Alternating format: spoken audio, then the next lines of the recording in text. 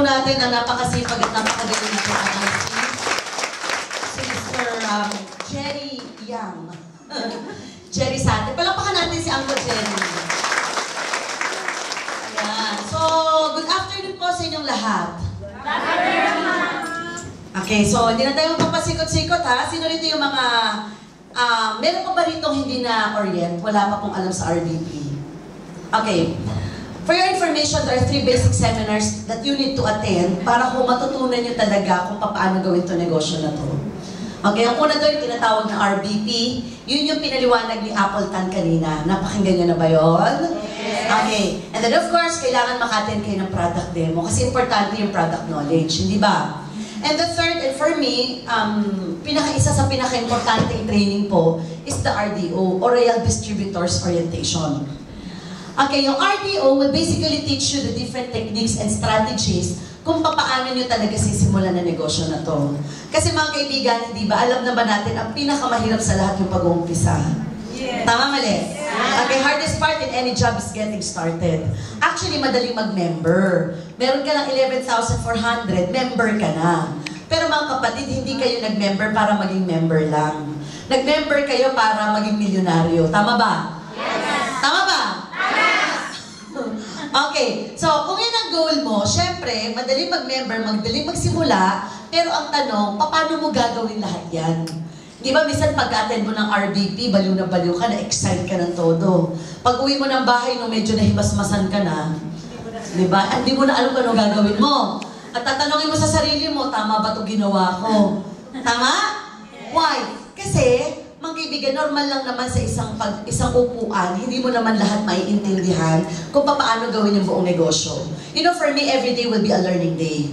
Sa mga hindi po nakakilala sa akin, I've been with Royal Business Club for 7.5 years. So, mahigit 7 taon na po ako sa negosyo na to. If there's one person na siguro po pwedeng mag-share sa inyo kung ano po, paano gawin to negosyo to, I'd like to believe na ako po yun. Di ba sabi nga nila, kung gusto mong marating yung isang lugar, dapat tanungin mo lang yung taong nakarating na doon. Tama, mali? Okay. Ngayon mga kaibigan, ako po'y naatasan para i-discuss sa inyo yung RDO. At ang ikukwento ko lamang dito ay yung naging karanasan ko po for the past 7.5 years of my life dito sa Royal. Kasi hindi naman naging madali lahat, syempre. You know, there's no such thing as overnight success and money will just pour down from heaven. Wala namang pong taong wala naman tao nag-member lang pagkatas kinabukasan mayaman na. Hindi ba? Okay, so syempre, yung proseso na yun yung gusto kong ipaliwanag sa inyo. At yun ang gusto kong maintindihan po ninyo. Naintindihan nyo ba? Yes. Okay, na mga kaibigan, marami sa akin, every time po nagkakaroon ako ng presentation, a lot of people will come to me and ask me, Rax, how did you do it? Paano ka kumita ng ganyan kalaki? How did you become a millionaire club, a millionaires club member after 9 months? Paano kang naging movers and shakers at naging wisdom circle in 7 years time? For your information po, for the past 6 years ng Royal, straight po ako yung overall top 2 ng Royal worldwide. Okay? Worldwide. And I'm the first woman to be awarded as the wisdom circle po ng Royal Business Club. Okay? Siyempre, kaya ko lang naman siya ni-share sa inyo, gusto mo makinig doon sa mga taong may resulta na, hindi ba? Okay, yung gusto ko i-share sa inyo, marami nagtatanong sa akin at lumalapit, paano mo ginawa yan? Paano ka ba talaga nag-Royal? Kasi in fact, part-time lang din naman po ako nagsimula. Paano mo sinimulan yan? Paano ka nag-invite? Paano mo pinalaki ang grupo mo? A lot of people are curious kung paano namin ginawa. Tama ba? Yes. Tama ba? Yes. Hindi ba ganun din kayo? Yes. Kaya nga bumalik kayo ngayon eh. Kasi gusto nyo malaman, paano nyo ba ito talaga ginawa? Paano ba yung strategy na kailangan gawin para kami din ay kumita ng malaki? So a lot of people are curious kung paano namin ito ginawa. Agree? Yes. But you know what, mga kaibigan? Para sa akin, yung tanong na paano, madali lang. The question how is easy. Paano ba mag-invite? Paano ba i-present yung negosyo? Paano ba simulan itong negosyo to? Sa totoo lang po, yung galing na papag-aralan. Yung galing natututunan. Minsan nga kahit hindi ituro sa'yo yan, basta araw-araw mo ginagawa, matututunan mo kung paano gawin yan eh. Nakukuha niyo yung point ko? Yes. Yung tanong na paano, madali lang yan. Pero para sa akin, bago mo ako tanungin kung paano talaga gawin ng Royal, you have to ask yourself first, why do you have to do this? Bago mo tanungin sa akin kung paano ba magmilyonaryo sa Royal o paano gawin ang negosyo to, dapat tanungin mo muna ang sarili mo, bakit mo kailangan gawin ang Royal? Are you there? Yes. Okay, the question how is easy. But for me, why is more important. Okay, tanungin ko kayo ha. Madam, bakit ka pumunta ngayon dito? Ano po? Makikinig po ng RDO Bakit po gusto niyo makinig ng RDO? para may matutunan. Bakit po gusto niyo may matutunan? Gusto ko pong yumaman. Okay, ba't gusto niyo po yumaman? Ilang, walang maling sagot. Bakit gusto niyo yumaman? Para mabot ko ang mga pangarap. Palakpak natin sa atin. Okay, natatakot, may recitation pala dito, hindi ako nag-aaral. Makinig kayo, may recitation ha. Hindi, alam niyo kung ba't ko tinatanong kung bakit? Kasi madali lang naman yung pagpunta niyo dito. Baka kaya ka lang pumunta dito, nahiya ka sa taong nag-imbita sa'yo. Kaya ka pumunta dito kasi sinundo ka ng sponsor mo, nahiya ka lang tumanggi. Maaaring mga kaibigan, pumunta kayo dito, nakaupo ka sa harap ko, nakatingin ka sa akin, tulalang-tulala ka. Akala ko po'y nakikinig kayo pala, nagagandahan ka lang.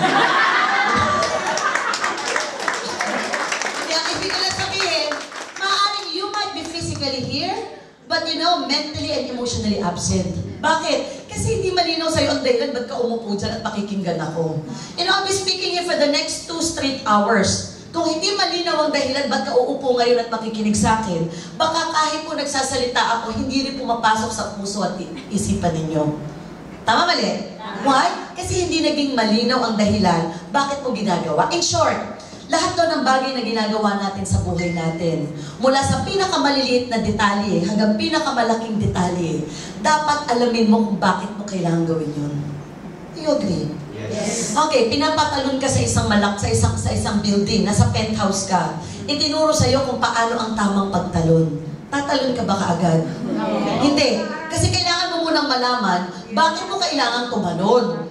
Kahit ituro sa'yo ang tamang pagtalon, hindi mahalaga yun. Kailangan malaman mo muna kung bakit kanya pinapatalon. Ngayon kung sasabihin niya sa'yo, kasi nasusunog ang building, and the only way out para mailigtas ka, kailangan mong tumalon. Sa tingin ko mga kaibigan, kahit hindi niya naituro kung paano ang tamang pagtalon, makakatalon ka. Tama mali? Bakit? Kasi may dahilan para gawin yun. Mga kaibigan, sabisin nyo dito, sa sobrang dami ng ginagawa nyo, kung hindi nyo alam ang dahilan ba't kayo magro-royal, susuko ka kaagad. Because the easiest thing to do is to give up. Ang pinakamadaling gawin, tumigil. Umayaw. Busy ako eh. Wala pa akong pahinga. Pagod na pagod ako. Para sa akin ang puhunan nyo dito, hindi yung pera pinang-member nyo. Kung hindi yung oras at yung panahon na nilalaan nyo dito. Na imbis na nagpapahinga ka, tinutulog mo para may lakas ka pa kinabukasan, hindi. Niro-royal mo pa. Why? Kasi may dahilan ka. Guys, are you there? Yes! Are you there? Yes! Okay, parang ganito yan kasimple. Di ba pansinin niyo po sa isang barangay, may isang aso.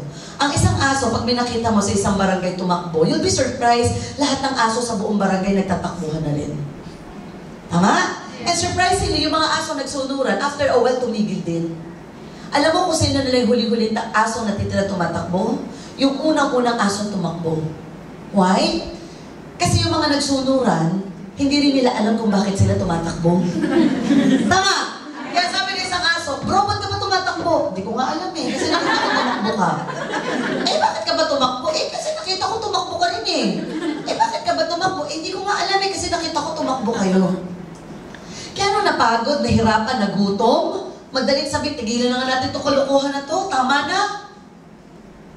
Bakit yung natitira hindi tumitigil tumakbo? Siya lang yung hindi tumigil. Kasi sa kanilang lahat, siya lang yung alam yung dahilan bakit na ginagawa yung bagay na yun. Guys, are you there? Yes! Pwede ko sabihin, maaaring nadadala ka lang sa hype, na-excite ka. Ay, grabe, ang saya-saya dito, palakpakan yung mga tao. Ay, grabe, ang gaganda ng mga tao dito. Ay, grabe, nakakabaliw naman, kasama ko dito yung crush ko. Kung ganun lang kababaw ang dahilan mo, hindi ako magtataka sa loob ng 3 linggo, 1 buwan, hindi na kita makita dito. Baka ma-insan ka lang, ayaw mo na. Baka ma-reject ka lang, ayaw mo na. Baka pag pinagtawanan ka ng mga kapitbahay mo, mga kaibigan mo, tumigil ka na. Bakit? Madali tumigil kasi walang dahilan para gawin mo to. Hindi ba nung pagpunta mo ng Taiwan, yung unang araw, unang linggo mo, ang hirap. Your first few days, first few weeks in Taiwan, yan yung pinaka masakit, mahirap, homesick. Especially if it's the first time na lumayo ka ng bansa at iniwan mo ang pamilya mo. I think baka isang linggo ka pa lang gusto mo nang umuwi ng Pilipinas. Umiiyak ka pa, gabi-gabi habang nakatingin ka sa mga pictures. Diba? Pero, who kept you going? Ano yung nagpatatag sa'yo? Yung talagang dahilan ba't ka pumunta dito, pamilya mo. Kaya kahit anong hirap, anong sakit, anong homesick ang maramdaman mo, hindi mo iniinda. Bakit? Kasi may dahilan ka kung ba't mo ginawa at malinaw sa'yo yun. Guys, are you there? Yes! Ibig sabihin, mga kaibigan, sana pag ginawa mo to, alam mo yung compelling reason bakit mo kailangan gawin ng royal. And it has to be really deep. Dapat malalim. Pag matindi ang dahilan, matindi ang trabaho, ang resulta matindi din. Hindi ba sasabihin sa'yo ng upline mo, o pumunta ka ng office, maghakot ka mga 20 tao, magaling speaker, maghakot ka ng tao dito. Yung iba, ang dami pang excuses, ang dami pang complaints. Ano sasabihin? Wala akong ma-invite eh. Ako, wala akong maisama. Ang layo kasi, nasa probinsya kami. Naku, puyat ako. If you don't want to do something, you can always give an excuse. And you can give all the reasons in this world. Tama? Yes. Tama. Eh ano kaya kung sasabihin ko sa inyo na nakuha ko yung anak mo at puputulan ko ng ulo yan pag hindi ka nakapaghakot ng 20 tao? Sa tingin nyo, makakapaghakot ka kaya? Yes! Makakapaghakot ka? Yes! Kahit siguro 50 nakahakot ka eh.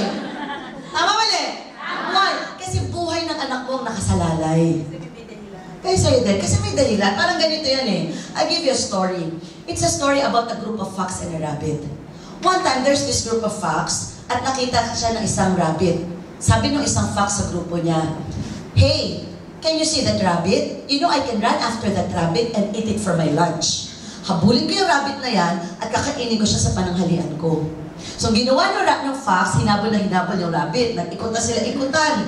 Dumating ang umaga, tanghali, hapon, hanggang gabi nag-ikutan silang lahat.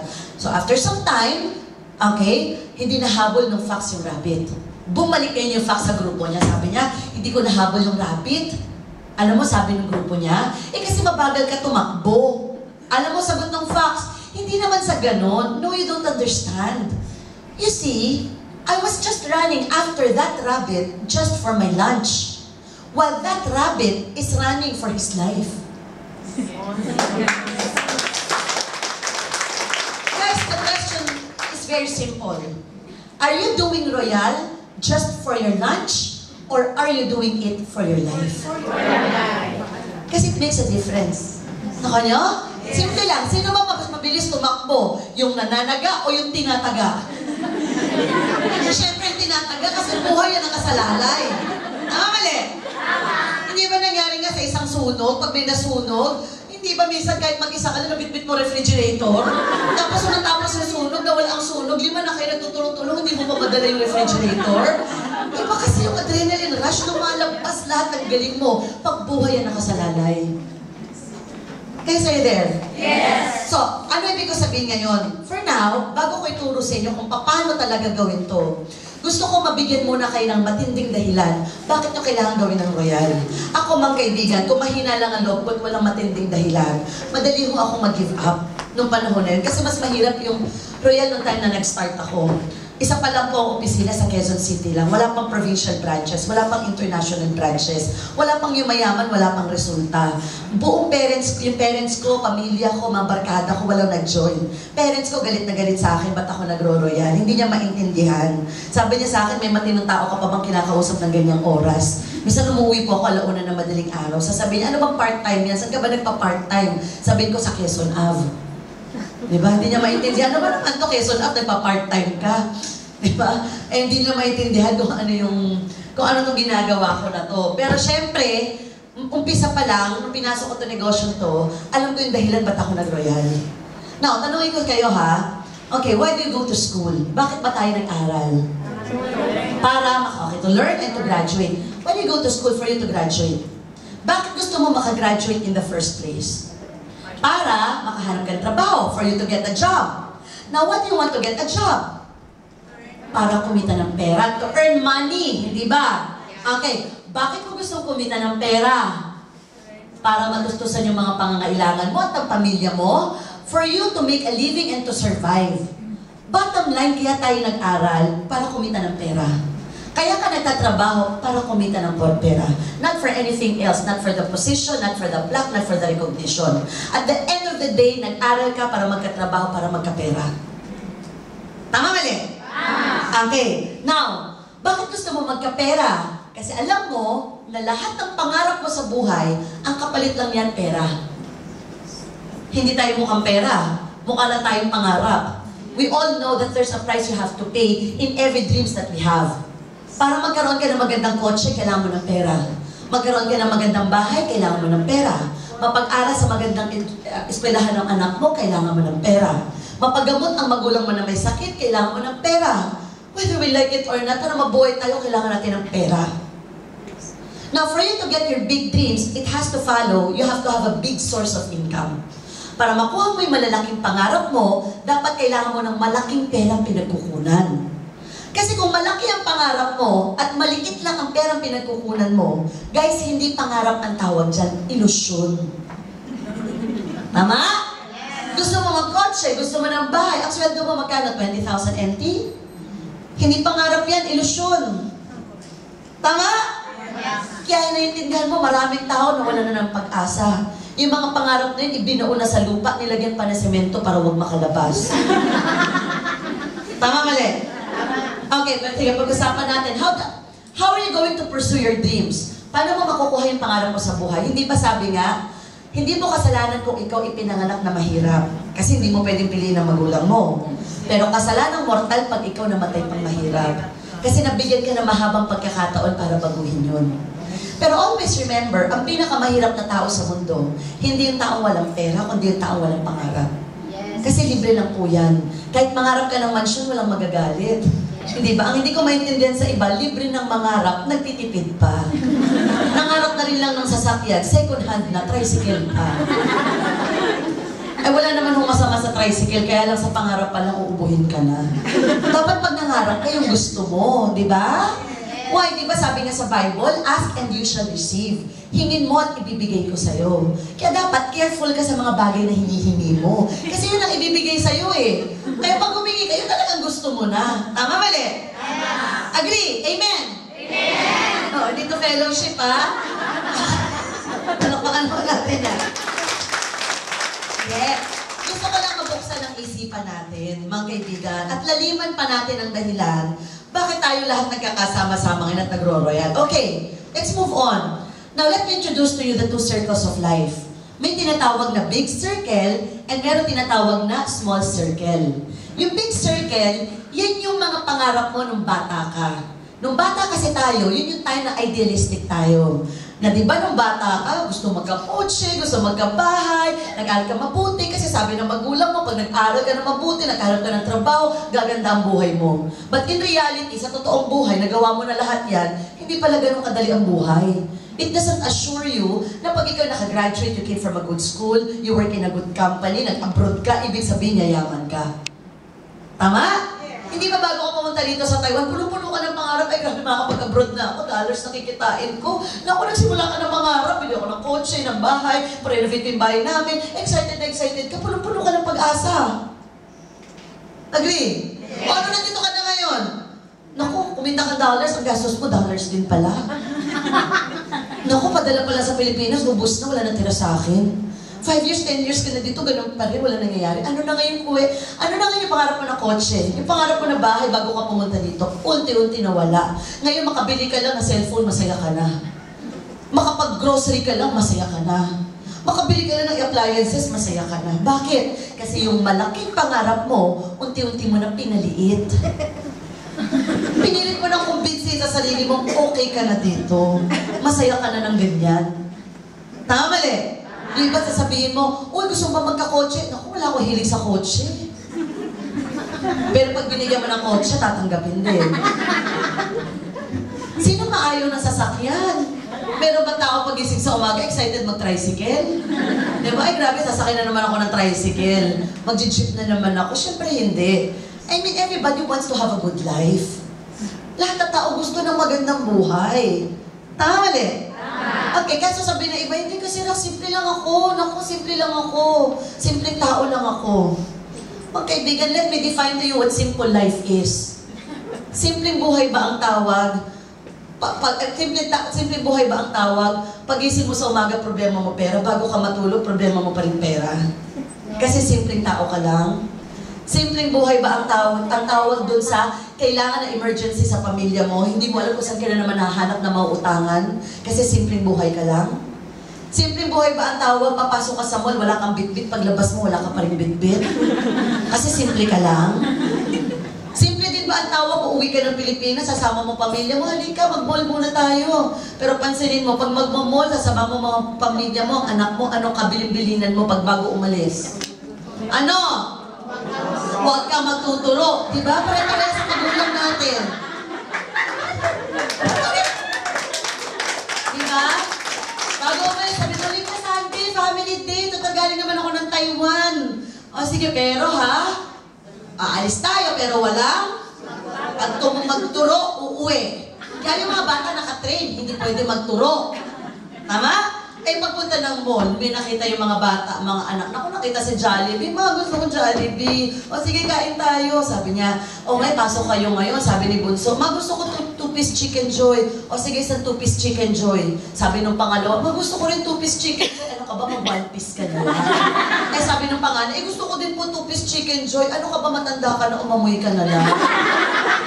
Nakaintindi ka naman. Natatawa kayo, pero nangyayari yan, di ba? Ay, bakit kaya ganun? Kasi simpleng pamilya kayo? Ang tawag kasi sa'yo, simpleng buhay? Guys, para sa akin, hindi simpleng buhay ang tawag doon. Ang tawag doon, miserableng pamumuhay. And simple life doesn't mean a mediocre life. Tama mali? Yes. Yung bisa ka na lang mabubuhay, kailangan pa bang maging miserable? You only have one shot in life, and there's no such thing as the next life. Because the next life is already an eternal life. Hindi mo pwede sabihin sa susunod na buhay mo, gaganda rin ang buhay ng pamilya mo. Hindi mo pwede sabihin sa susunod na buhay ko, bibilin ko ng magandang edukasyon ng anak ko. Sa susunod na buhay ko, bibilin ako ng magandang sasakyan. Sa susunod na buhay ko, magkakaroon din kami ng magandang bahay. Wala ka na susunod na buhay. Yung mga pangarap niya, dapat mangyari yan sa buhay na to. Hindi sa mga susunod na buhay. Tama mali? Tama. Okay, now let me share a story. This is a story of a beautiful lady. Okay, magandang babae, very ideal woman. Bata pa, 18 years old. Maganda, matangkad, mayaman, matalino, responsable, sexy, ideal. Sabi niya, pag nagka-boyfriend ako, gusto ko gwapo, matangkad, mayaman, matalino, responsable din. Dapat ideal man din.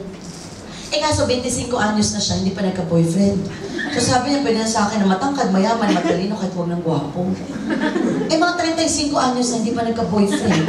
Sabi niya sa akin na matalino, matangkad, kahit nagugwapo at mayaman. Eh kaso itong babae na to, 50 anyos na hindi pa nagkaka-boyfriend. Meron ba ganon? At sabi niya ngayon, naku, pwede na sa akin, basta lalaki. Hindi na ako choosy. Okay, ba't kaya ganon? Why? Na mga kaibigan, ikaw compare ko, no? Nung mga bata pa tayo, nung grade school tayo, nung high school tayo, ano sabi mo sa nanay mo? Naku, Nay, huwag kang mag-alala, pag nakagraduate ako, nagtatrabaho na, tapos nakapag-abroad ako, huwag kang mag-alala, paparenovate ko itong bahay natin, nalagyan ko pa ito ng swimming pool. Naku, Nay, huwag kang mag-alala, pag nagkatapos akong pag-aaral, nagtatrabaho na ako sa ibang bansa, huwag kang mag-alala, bibili ko yung pangarap natin na dream car, BMW. Nay, huwag kang mag-alala, pag nakagraduate na ako, nagtatrabaho, nakapag-abroad, kumikita na ako ng dollars, huwag kang mag-alala, naku, unti-unti na matutupad mga pangarap natin. Ngayon nga, nakagraduate ka na, nagtatrabaho, sa ibang bansa, kumikita ng dollars. Pero ang kinikita mo, sa'yo lang, hindi pa sapat, paano ka patutulong? Ano sasabihin mo sa nanay mo? Nay, hindi natin kailangan ng malaking bahay para maging magkaya.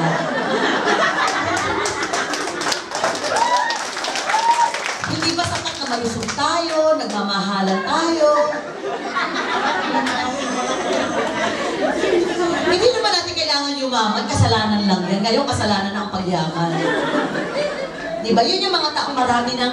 Okay, yun yung mga taong marami ng mapait na karanasan sa buhay. You had so many bitterness in your life. Ang dami ng frustrations, ayaw mo nang mangarap, pagod ka na. Kaya pag may pinakita sa yung pag-asa, may pinakita sa yung pagkakitaan, mas marami sarado na utak. Why? Kasi ayaw mo na uling mangarap. Tama mali?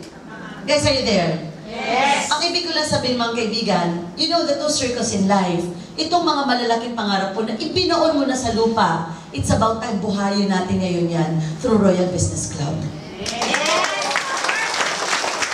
Whatever frustrations or failures you had in the past, ano man yung mga pagkakamali mo noong nakaraan, ano man yung mga hindi maganda nangyari sa'yo noong mga nakaraan, tapos na yun, kalimutan mo na yun. Hindi importante ang nakaraan. Ang importante sa buhay, yung kasalukuyan at yung hinaharap. Yes. Tama? So whatever you had, dati na ako nag-join sa network, wala nangyari sa akin. Dati na ako sumubok mag-negosyo, wala nangyari. Dati na ako nag-ito. Pag palagi mo iniisip yung mga hindi maganda nangyari sa in the past, if you always and keep on dwelling on the past, you will never move on to the future. Yes. You agree?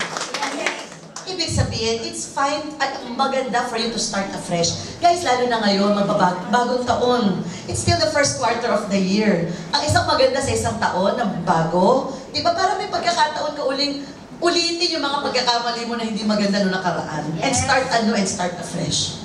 Tama mali? Tama. Yung mga dati na mga hindi magagandang pangyayari at yung mga malalaking pangarap mo na nawala, unti-unting nabubuhay. Alam niyo mga kaibigan, yun yung unang binigay sa akin ng Royal.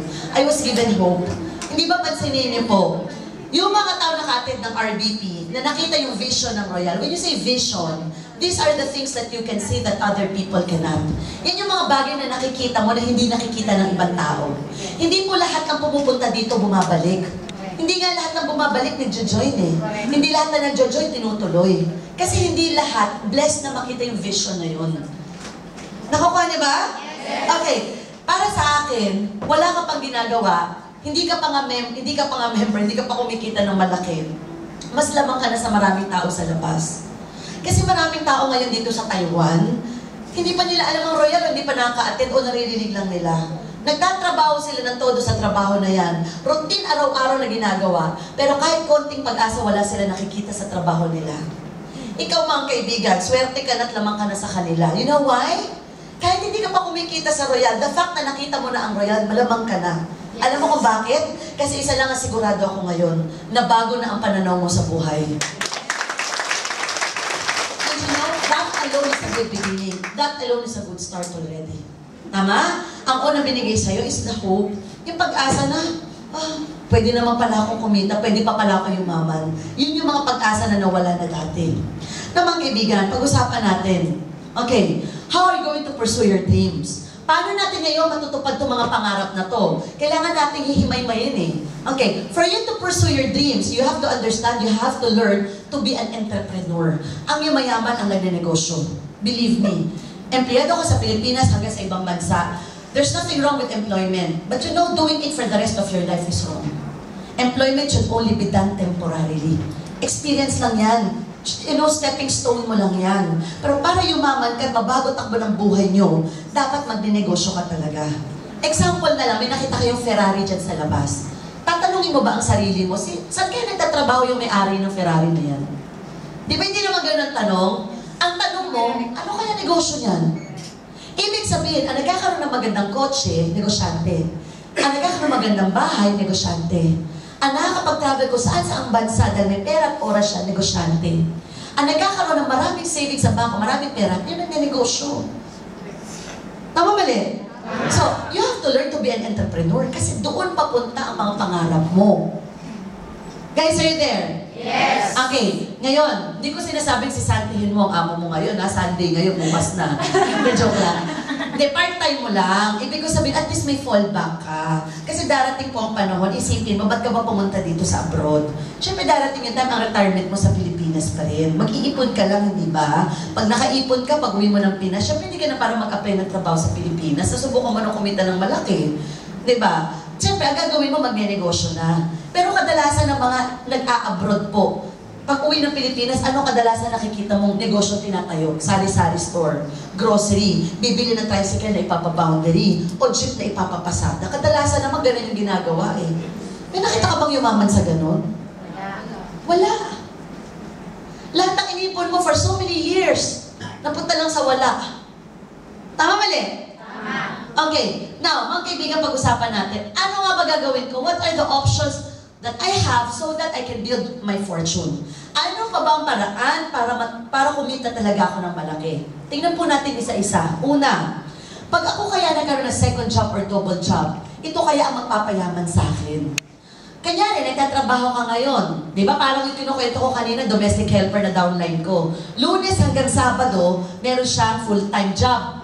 Pag Sunday, nagkukuskus pa siya, nagtatrabaho pa siya, nagpa-part-time. Habang yung ibang mga Pilipino sa Hong Kong, nagtotong sa Central, siya, ang gagawin niya, magkukuskus pa siya, at the same time, magbebenta pa siya ng mga load, at marami pa siyang part-time. Halos patayin na niya ang katawang lupa niya sa pagtatrabaho. Yumaman ba siya? Hindi. Nadagdagan lang na kaunti ang pera, pero hindi niya ikinayaman. Hindi ibig sabihin ang tao, pagod sa trabaho, mayayaman. It doesn't mean a person is busy papunta sa pagyaman. Guys, are you there? Yes. Nakuha niyo ba? Yes. Okay, pangalawa. Ano kaya gagawin ko? Mag-abroad na lang kaya ako? Dito kaya sa pag-abroad, yayaman kaya ako? Alam niyo na ang sagot. Ilang taon na kayo dito? Yumaman ka ba? Hindi lahat na nag-abroad, pinapalad. Tama mali? Hindi lahat na nag-abroad, pinapalad. Marami po akong kilala. Alam niyo, malapit sa akin ng mga OFWs. Bakit? Tatay ko nag-OFW eh. Tatay ko nag-abroad eh. Pero awa ng Diyos, wala po kami naipunta na sariling bahay. Di ba? Ibig ko sabihin, you earn dollars, you also spend dollars.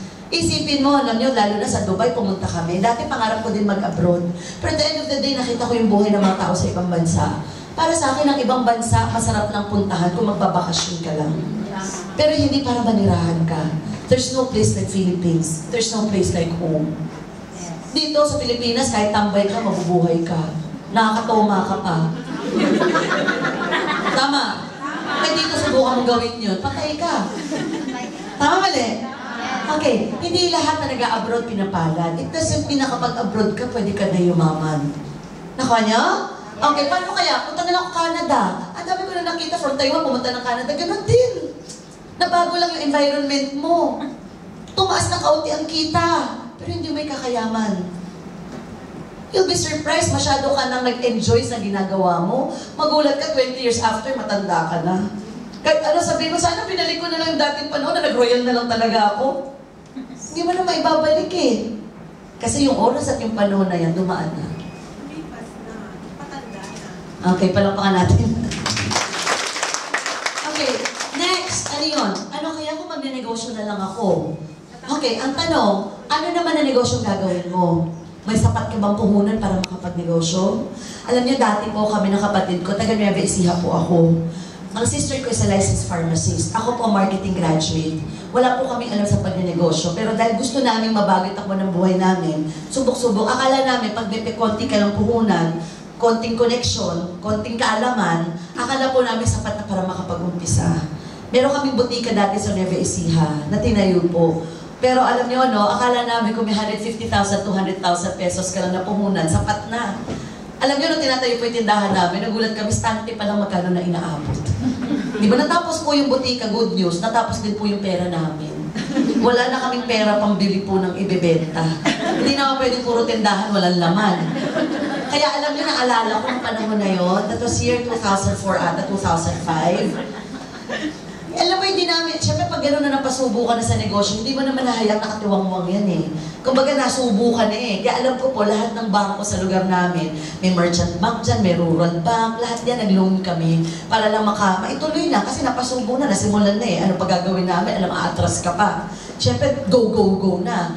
And I remember, tumagal lang po yung butika namin ng mga 2 years. After 2 years, good news po, naging isang alamat na lang. Alam niyo kung bakit? Eh, paano naman after 2 years, nagulat kami, may itinayo sa tabi namin. Alam niyo kung ano yun? Mercury drug. Diba? Hindi na nahiya, dumikit pa sa akin. After a couple of months, ang sumunod naman, Manson drug. Kaya ayun po, yung butika namin, naging butiki na lang. Lahat po ng mga customer namin na dati bumibili sa amin, konti na nga lang sila, nawala pa kasi nandun na sila sa mas malaki, mas kumpleto at mas kilala. Paano ka naman lalaban sa mga negosyante? Hindi ka pa ipinapanganak matagal ng established. Diba? Kaya nung time na alala ko, bumibili na lang sa amin yelo. Yelo na lang po. Siyempre mo butika namin at tinda na lang yelo. Mas maraming bulak. Para pang padami. Totoo to ha, true to life story. Totoo ko na-realize, ang hirap-hirap kumita ng pera. Di ba kayo gusto na namin mag-abroad ng time na yun eh. Hindi mo alam kung paano gagawin mo. Alam nyo, no, ibig sabihin, if you will just be a small-scale entrepreneur with 300,000 to 500,000 pesos na puhunan, abay, mahirap po makipagsabayan kasi malalaki negosyante ang lalabanan mo. Magtayo ka ng computer shop, magtayo ka ng tindahan ng damit, magtayo ka ng kung ano-anong late-late na karinderya, restaurant, or anuman. Mga kaibigan, nandiyan ang mga malls. Nandiyan ang SM, ang Robinsons, ang Ayala, lahat na sa mall na. Ang mall, one-stop shop na aircon pa. How can you compete with Ayala? How can you compete with Hennessy? Sa Pasig po area, Mandaluyong area, yung mga taga Manila dito, dati makikita mo may maliliit na tindahan dyan na dikit-dikit, tabi-tabi. Nung nagtayo ang Shangri-La, nagtayo ang Mega Mall, lahat yan wiped out. Why? Ang tawag doon economic vacuum. Pag dumating yung mga dambuhalang negosyante sa isang lugar, papatayin lahat ng maliliit na negosyante. You're just a struggling businesswoman. Yung kinita mo dito sa Taiwan o sa pag-abroad mo for so long, isusugal mo sa hindi ka sigurado. Yung lalabanan mo, mahaba ang PC. Malugi man yan, kaya ulit umulit. Ikaw pag nalugi, wala na todo na pati pato. Yun na yun. Tama, tama? Tama. Palampakan natin yan. Ano na kaya? Okay. Ano kaya kung mag-franchise ako? Di ba nauso dati yung mga food cart business? Ay, naku, kami din po na ganyan dati, mga Galaxy Burger, buy one, take one na hamburgers, mga sweet balls. Akala mo malaki kita. Diyos ko, pagod na pagod ka na, kita mo lang, neto mo 10,000 to 15,000 kama sa isang buwan. Kaya nga alam nyo, sabi ko nga, okay yan, kung meron ka mga 50 food cart na kumikita tig sa 10,000 buwan-buwan, kikita ka na malaki doon. Pero kung isa lang ang food cart mo, nakapital ka ng 100,000, kahit na 24/7 bukas ka, hindi ka yayaman sa isang food cart. Tama mali? Tama. Iba nung ano kaya magdanegosyo? O sige, may food cart daw dyan sa Pilipinas. O papadala ko 100,000 yung food cart mo. Mga kapatid, believe me, hindi may kakayaman na isang food cart.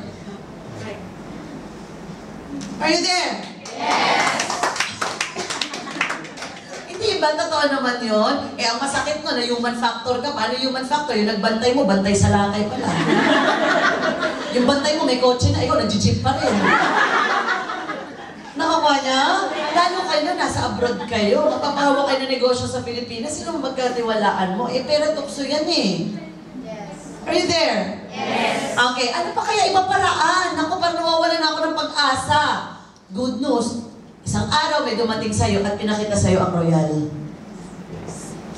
Salamat to sa palakpakan ninyo. Okay, merong Royal na nagpakita sa'yo na itong mga pangarap pala na matagal mo nang binaon, pwede palang mabuhay. Ang Royal po mga kaibigan, matakot ka at magduda ka kung wala pang yumaman dito. Yung pagkatapos namin nagpaliwanag, tinanong nyo kami, may yumaman na ba talaga dyan? Kung ang sagot ko sa inyo, actually wala pa nga eh. Susubukan pa lang baka sakaling ikaw ang una. Kung ganun ba, makukonvince ka ba? Siyempre hindi. Why? Wala pa palang napapatunayan yan. Wala pa palang resulta. Ang tao pa naman to see is to believe. Ipakita nyo, tsaka kami maniniwala. Mga kaibigan, bago pa kayo dumating, marami na pong yumaman sa Royal.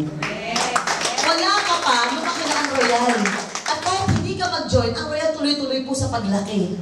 Gawin nyo o hindi ang Royal, hindi nyo mapipigilan ang Royal na lumaki na lumaki na lumaki at magpayaman ang pagpayaman ng pagpayaman ng maraming tao. Huwag nyo hintayin lahat ng tao sa barangay nyo, mayaman na, ikaw na lang ang natitira. Bakit? Kasi nagdududa ka pa rin.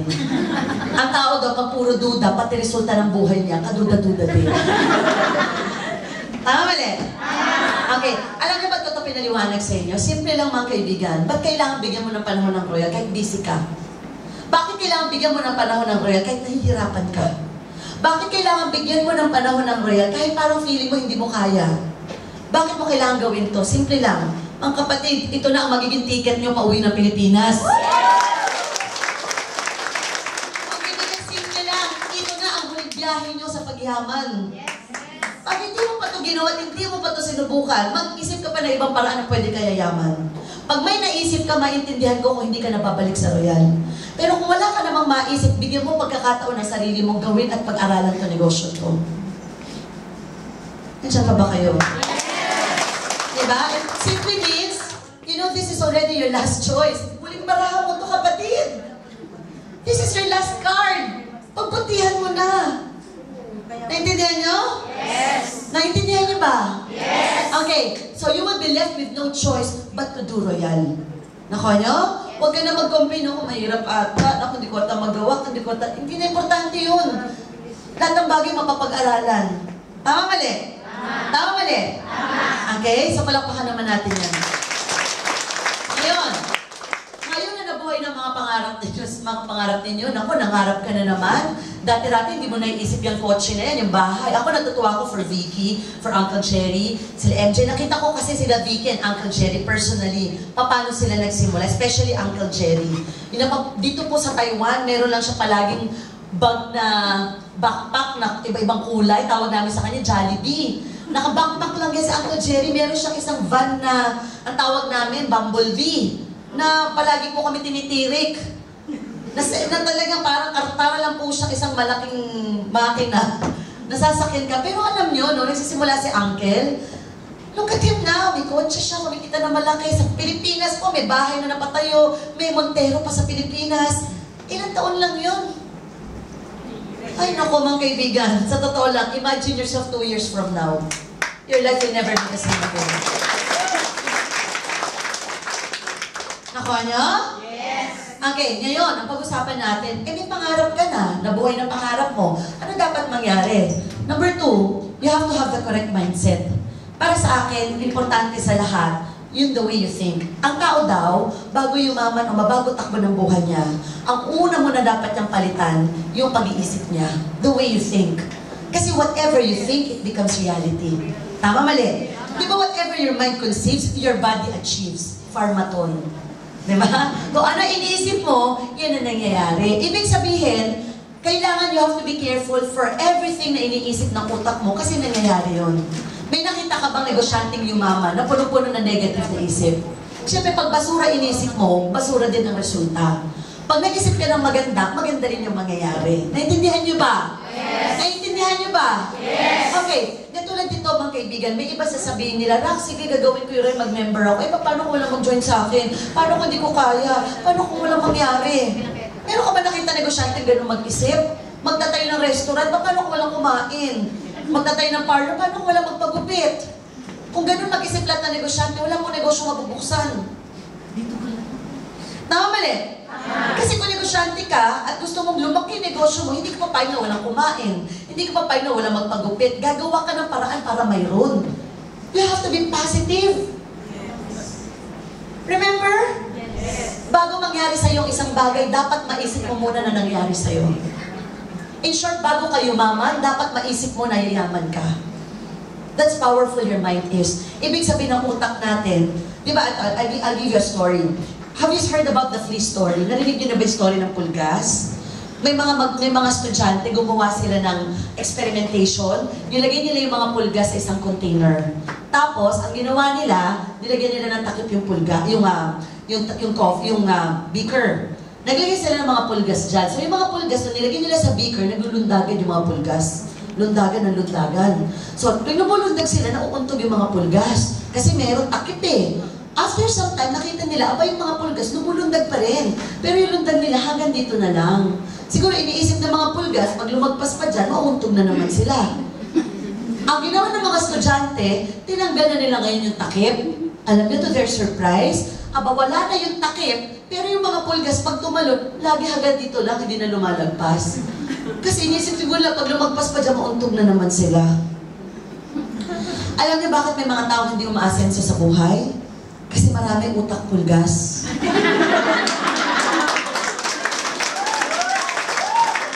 Ano ibig ko sabihin ng utak pulgas? Yun yung mga taong nagkamali na dati, ayaw na sumubok, takot na, ayoko na, bakit? Baka magkamali na naman ako eh, baka wala na naman mangyari. Puno-puno ka na ng negative sa puso mo, sa utak mo, ang bigat-bigat mo na, bakit? Kung baga ba sa alkansya, sa araw-araw ng buhay mo, ang daming nalalagay dyan na hindi magagandang pangyayari sa buhay mo, ang bigat-bigat mo na.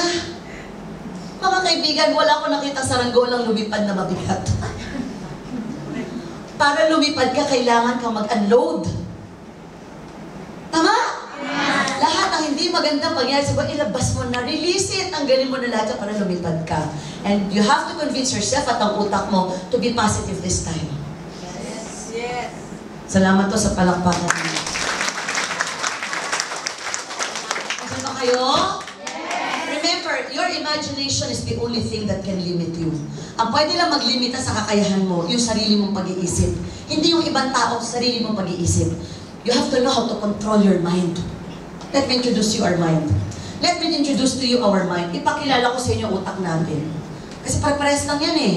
Okay, may iba overused, may iba slightly used. Pero ang utak pare-parehas lang. Okay, gamitin natin yung utak natin. Let me introduce to you our minds. Mga kapatid, there's what you call the conscious mind and the subconscious mind. Ibig sabihin, if this is the iceberg, kung ito po yung iceberg, the tip of the iceberg, which is 10% of your mind, ang tawag dyan, conscious mind. Ang conscious mind, yun yung boss, thinker, dominant, logical, rationalizes, gives command. Kaya nga tinawag ng conscious, alam niya, conscious siya. While the subconscious, which is 90% of your mind, ito yung subconscious. Ang subconscious, servant to, creative, intuitive, non-judgmental, and obedient. Remember, ang subconscious mind, hindi niya alam kung ano ang tama o mali. Susunod lang ang subconscious sa sasabihin ng conscious mind. And 90% ng utak mo, subconscious yan.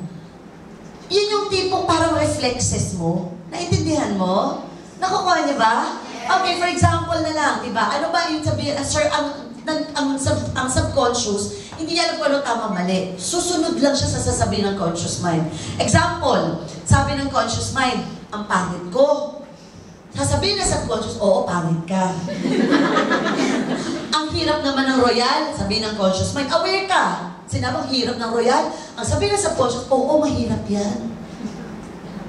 So ito yung mga palagi, you have to teach your conscious mind to think positive so your subconscious mind will follow. Naintindihan nyo? Okay, nangyari na ba sa inyo pag-attend mo ng RBP? Grabe, in your heart, alam mo na gusto mo gawin ng royal. Sa puso mo, nandun yung desire mo, gusto ko to, yayaman ako dito. Kaso na umuwi ka sa bahay, parang may maliit na boses na bumubulong sa'yo. Sabi, hindi mo to kaya, mahirap yan, hindi mo magagawa yan, mahihain ka. Conscious ka na yun. Mga kaibigan, kailangan mo tulungan yung conscious mind mo na yan na mag-isip ng maganda. Kasi, when your subconscious thinks positive or negative, ina-attract ka niya doon sa mga bagay na iniisip mo palagi. Nandiyan pa ba kayo? Yes! That is the law of attraction. Kung ano yung palagi iniisip mo, ina-attract niya yung universe na lumapit sa'yo kung ano yung palagi mo iniisip. Nangyari na ba sa inyo, sinabi mo pag-isip mo sa umaga, malas ng buhay na to, so bad trip talaga. And you'll be surprised, lahat ata ng kamalasan at kabad tripan ng araw na yun, lahat dumating sa'yo. Bakit? Kasi na iniisip mo eh. Sa kakaisip mo, in-attract mo ang universe, ilapit sa'yo ngayon yung palagi mong iniisip. Nangyari din ba sa'yo palagi iniisip na kung sana huwag makita sa ganyan, huwag makita sa ganyan, magwag ka paglabas mo siya, una mo nakita. Kakaisip mo, yun ang inilalapit sa'yo ng universe. Totoo yan! That's a fact! May libro po tungkol dyan. Kaya kailangan, gusto mo gumanda ang buhay mo, hindi ba? Lagi mong iisipin yung magagandang bagay na naghihintay sa'yo.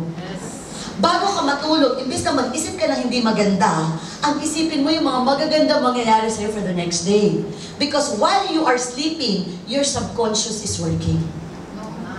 Habang natutulog ka, yung subconscious mo umaandar at ilalapit ka niya doon sa mga bagay na lagi mo iniisip. Mga kaibigan, subukan mo lang yan. Minsan naisip ko, ba't kaya gano'n? Sipag-sipag ko, napapakapagod na ako, wala pa rin nangyayari sa akin. Why? Kasi na iniisip mo at ina-attract mo. Naintindihan ninyo? Yes! Okay? So, palakpakan naman natin. Remember. Okay. Okay. Mga kaibigan, remember. Di ba sabi natin that our mind is very powerful. And of course, whatever you say, it might happen. Di ba? Kaya you have to be careful sa mga bagay na lumalabas sa bibig mo because it might happen. Pag sinabi mo, naku, mahirap to, saan marinig ng tenga mo, magpaprocess sa utak mo, gagalaw ang katawan mo. Tama? Yes. Sabi mo sa anak mo, naku, bobo ka, malandi ka, tanga ka talaga, stupido. Yung bata na yan, good news, lalaking bobo, tanga, stupido. Bakit? Kasi lagi naririnig. You know, there's this young boy, bata pa lang siya, lagi sinasabi ng tatay niya, you'll be the best basketball player in the world. You will be the best basketball player in the world. Araw-araw yan. True enough, na lumaki tong batang to, he became one of the best basketball players in the world. And his name is Michael Jordan. Since he was a kid, lagi niya naririnig basketball, you'll be the best basketball, lagi niya narinig yun eh. Kakaisip niya, kakarinig niya, na-attract na siya makapunta doon sa bagay na yun. Guys, hindi ako pinanganak na mayaman pamilya. I came from a poor family. Pero bata pa lang ako, pangarap ko na yumaman. Bata pa lang ako, alam mo ginagawa ko? Pinupuntahan ko yung mga lugar na pinupuntahan ng mayaman. Nung college ako, punta kami ng hotel ng kapatid ko. Di sa order kami ng coffee, isang kape lang ha. Para makita na, alam mo, ma-feel na namin gagawa ng mga mayaman. Kasi mahirap ka na, lagi mo kasama, mahihirap pa din. Hindi ka na makakarap yumaman. Tama mali? Subukan mo kaya yun. Lahat ng kaibigan mo, walang kotse, walang pangarap sa buhay. Eh di normal na yun sa paningin mo. Hindi ka na mangarap magka-kotse. Eh mga nakakasama mo, mayayaman, may kotse.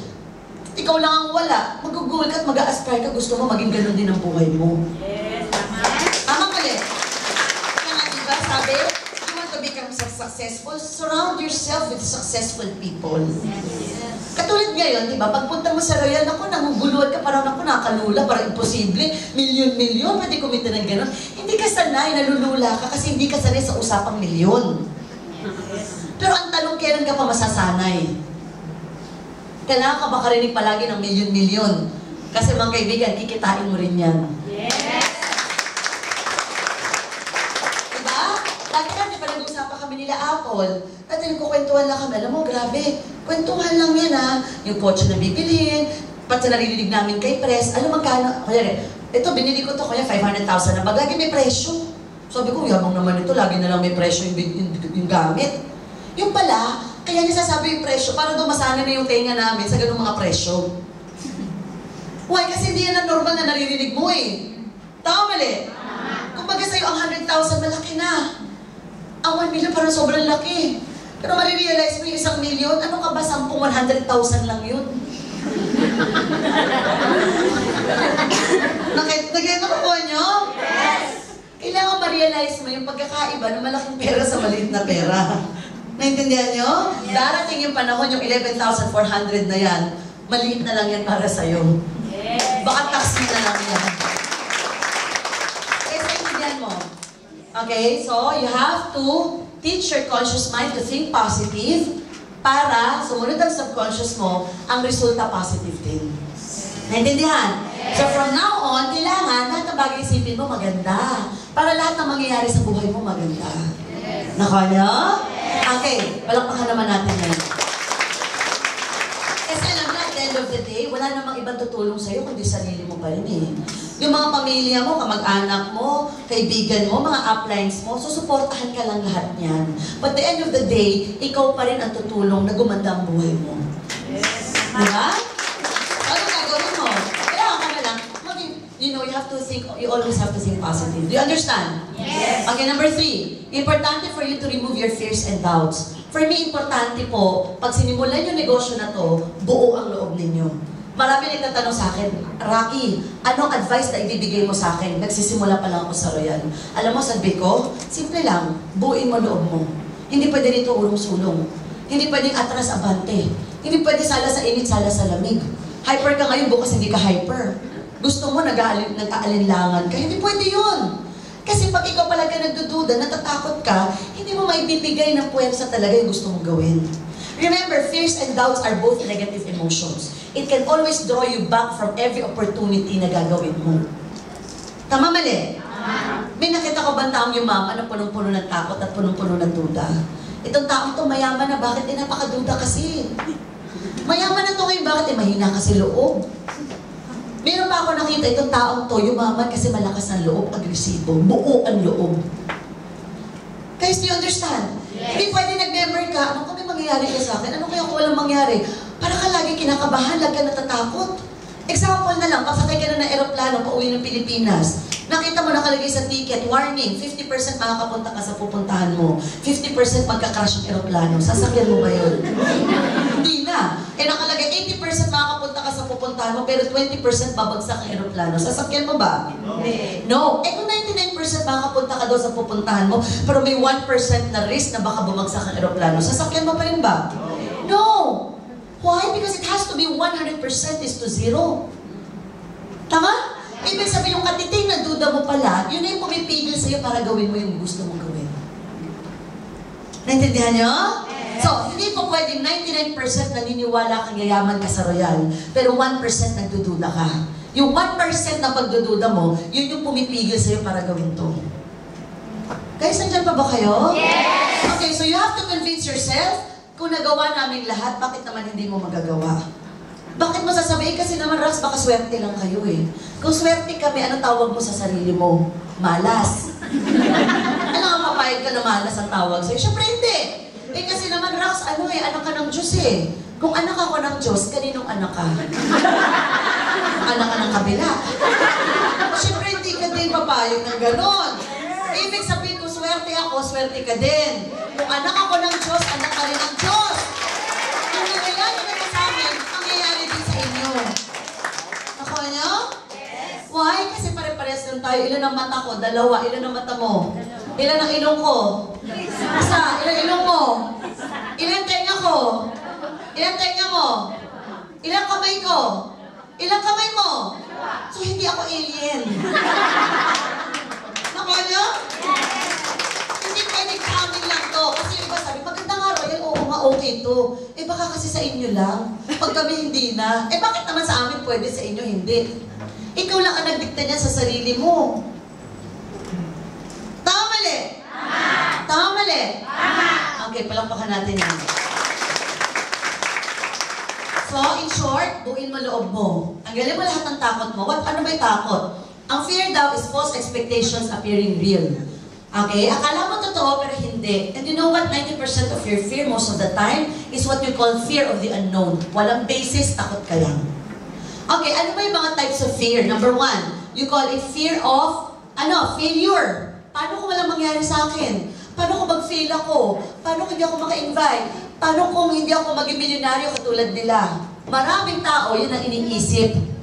Failure. Naintindihan nyo? Hindi pa man nagsisimula, failure na agad ang iniisip. Na mga kaibigan, you will never fail. The only time you will fail in this business is once you give up. Hindi ka mag-fail. Mag-fail ka lang pag tumigil ka. Otherwise, kung hindi ka titigil, wala ka namang choice kundi mag-milyonaryo. Ang ibig ko sabihin, meron na talaga nauna, may nahuli. Pero pasasaan ba, wala ka namang choice kung hindi doon pa rin papunta mo. Diba sabi nga nila, this is just like a race. And the race is not, and the goal of this race is not really to win the race, but the goal is to finish it. Ang importante, hindi ka titigil, aabot ka sa finish line. Ang kapatid na ibig ko lang sabihin, huwag mong ikumpara ang sarili mo sa ibang tao. Kasi meron ka sariling kwento ng buhay. Huwag mo sabihin, bakit yung kasamahan ko, 8 months milyonaryo na ako 1 year, wala pa rin nangyayari. May sarili kang kwento. Meron dito nag-milyonaryo 2 years, 3 years, 1 year, may 5 months. Si Apply Apple nyo, it took some time before she hit the Millionaires Club. 2 years. Pero hindi siya sumuko, hindi siya tumigil. Bakit? Kasi buong ang loob niya, alam niya may mangyayari sa kanya kahit ano mangyari. Nakuha nyo? Yes. You know, failure is final unless you make it final. Tama mali? Although, syempre, hindi naman siya magiging madali. You know, it's part of it. Lahat naman, parte yan ng lahat ng success stories ng mga tao. Diba? Na may mga ma-experience kang hindi magaganda, everything will not be that smooth. Diba? Katulad ko po, ako no mga time na yun, sabi ko nga, kung mahinal lang ang loob ko, siguro sumuko na lang ako. Bakit? Kasi hindi naging madali. Isipin nyo, from the 4th sa office namin, pupunta po ako, everyday pumupunta ako ng office, nagbibitbit ako ng tao. I remember that time, wala naman po akong sasakyan. Ang gagawin ko, itataxi ko pa yung mga prospects ko, may isama ko lang sa office. Ang malupit pa doon, minsan pupuhunanan mo pa, papakainin mo pa para lang sumama sa'yo. And naalala ko, minsan lang 200 pesos, malaking bagay na sa akin yan dati. Siyempre kung araw-araw naman may bitbit kasi pinapakain mo. Tapos kung madalas nga dati, naalala ko siya kumakain, ako hindi, nagkakape lang. Pag tinanong ko, Rax, kumain ka na ba? Hindi, busog na ako eh. Ang masakit nun, pag pinapunta mo na sa office, tatakasan ka pa. Di ba gusto mong ipaluwa yung pinakain mo sa kanya? Nagigets na? Hindi, ibig sabihin, ako ay, naalala ko nga, dati may sinama ako, tinanong niya sa akin, saan yung toilet? Hindi pa man nagsisimula yung office. Sabi ko, doon yung toilet sa labas, pumunta ka, tapos kumanan ka yung toilet. Alam mo na, tapos ang seminar, hindi na lumabas ang toilet. O, the next time na may invite ako, ang ginawa ko, sabi niya, saan yung CR?